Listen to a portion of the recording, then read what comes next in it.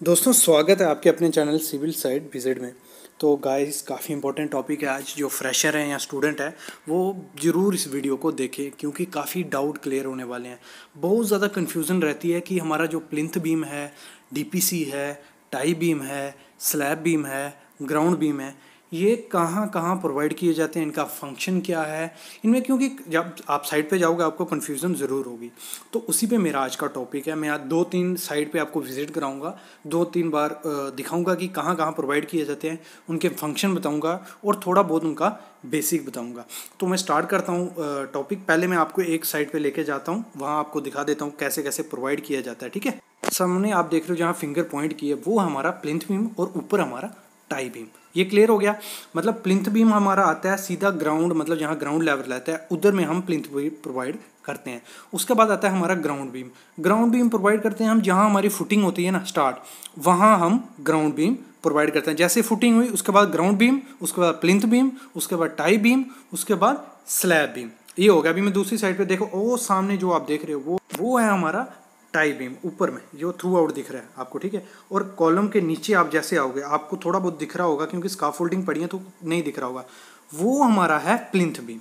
ठीक है, मतलब प्लिंथ बीम के नीचे क्या होता है हमारा ग्राउंड बीम और प्लिंथ बीम के ऊपर क्या होता है हमारा टाई बीम। तो और डीपीसी का कहाँ आप प्रोवाइड करते हैं? डीपीसी हम प्रोवाइड करते हैं सीधा प्लिंथ बीम के ऊपर।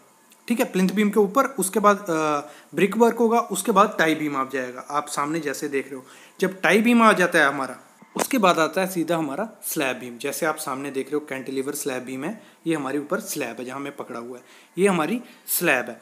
तो इससे आपको पता चला होगा कि मतलब सबसे पहले हमारा कौन सा आएगा, ग्राउंड बीम। फुटिंग के बाद सीधा क्या आता है, ग्राउंड बीम। उसके बाद आता है हमारा प्लिंथ बीम, फिर आती है हमारी डीपीसी, फिर आता है हमारा टाई बीम, उसके बाद आता है हमारा स्लैब बीम जो अभी आप सामने देख रहे हो कॉलम के। स्लैब बीम के बाद हमारा सीधी स्लैब आ जाती है।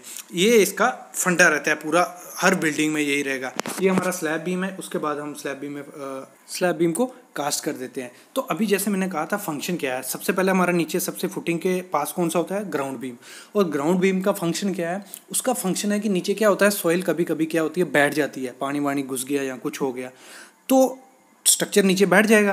तो जो ग्राउंड बीम होता है वो क्या करता है, प्रोटेक्ट करता है। अगर मतलब नीचे बैठ भी गई जगह तो वो ग्राउंड बीम होता है वो ऊपर क्रैक आने से बचाता है और नीचे बैठने नहीं देता है स्ट्रक्चर को। मेन मकसद वही है ग्राउंड बीम का। और प्लिंथ बीम का क्या काम है, प्लिंथ बीम का लगभग यही काम है, लेकिन उसका मेन काम है सबको जकड़ के रखना। मतलब एक सब कॉलम रहते हैं जो उनको उनमें जॉइंट होता है और वो एक स्ट्रक्चर को पकड़ के रखता है, वो काम होता है प्लिंथ बीम का। ठीक है, और वैसे ही हमारा जो टाई बीम होता है वो काम करता है हमारा लिंटल का, जहाँ लगा लो, वो भी एक फंक्शन उसका वो भी है कि वो भी जो लोड आता है ऊपर से स्ट्रक्चर का वो डिस्ट्रीब्यूट करता है। और एक मेन मकसद वो होता है कि कॉलम की लेंथ को कम करता है। और लेंथ का कम करने का मतलब उसकी स्लेंडरनेस रेशो कम करता है। एक टेक्निकल वर्ड है जिसमें आपको थोड़ा इसको अलग रखो, लेकिन टाई बीम और प्लिंथ बीम का सेम थोड़ा बहुत फंक्शन है। फिर आते हैं हम स्लैब बीम पे।